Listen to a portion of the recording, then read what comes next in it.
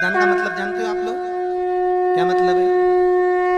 यमुना जी के घाट पर जाना, गंगा के घाट पर जाना, नर्मदा के घाट पर जाना और घाट पे जाके दिया लगाना, उसको हमारे यहाँ क्या कहते हैं? दीपदान। पर दुनिया के लोगों ने दीपदान के महत्व को कुछ दूसरा ही बना दिया। दिया जलाते हैं और नदी में छोड़ते हैं। भैया कौन सी पुराण में लिखा है दादा? कौन सी पुराण में लिखा है कि दिए को उठाकर नदी के अंदर छोड़ो? एक बात बताओ, सास तुम्हारी ऐसी बैठी सामने, तुम उसकी पूजन करोगी या थाली रखोगी या दिया जलाओगी तो उसके सामने रखाओगी कि उसके सिर पे जलाओगी? अरे बोलो तो सही, दिया कहां जलाओगे? उसके सामने कि सिर पे? पर दुनिया के लोग दिया कहां जला रहे हैं? दिया जला के छोड़ते हैं गंगा जी में, यमुना जी में, सरयू जी में, उसके अंदर छोड़ते हैं। तो ये तो दोष है ना, ये तो दोष माना जाता है। दिया दान करने का सबसे बड़ा क्रम है कि दीप दान करना है तो घाट पर लगाइए, पीपल के वृक्ष के नीचे दीप लगाइए। कार्तिक महीने में पूर्णिमा के दिन जो दीप दान दिया जाता है, उस दीप दान की बड़ी महत्वता होती है। हिंदू धर्म में केवल 3 दिन ऐसे होते हैं जिसके दीप दान का फल मनुष्य को नहीं मिलता। हिंदू धर्म में केवल 3 दिन ऐसे होते हैं जिसके दीपदान का फल मनुष्य को नहीं मिलता। कौन से 3 दिन है? जल्दी बोलो। हिंदू धर्म में 3 दिन ऐसे हैं जिसके दीपदान का फल मनुष्य को नहीं मिलता।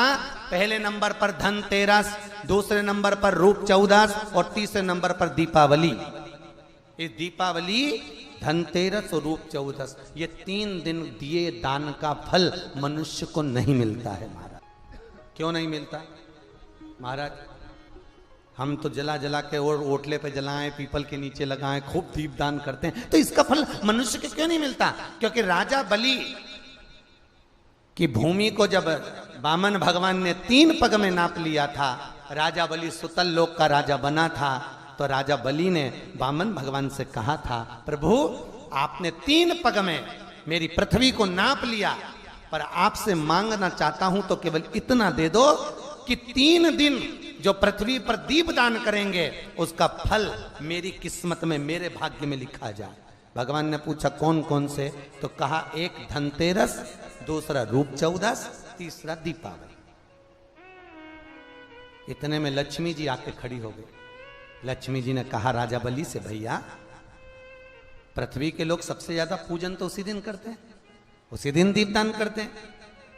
और लोग तो धनतेरस के दिन दिया लगाते हैं, रूप चौदस के दिन लगाते हैं, दीपावली के दिन लगाते हैं, और सारा पुण्य तेरे खाते में लिखा जाएगा, तो उनके खाते में क्या होगा?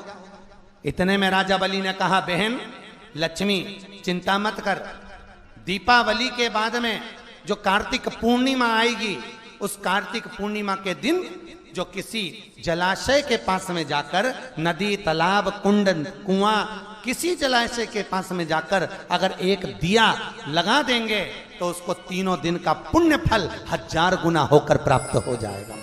1000 गुना। इसलिए हमारे यहाँ पर दीपावली को तो केवल दीपावली कहते हैं, पर कार्तिक की पूर्णिमा को देव दीपावली कहते हैं। कौन सी दिवाली है? जम के बोलो जरा। देव दीपावली।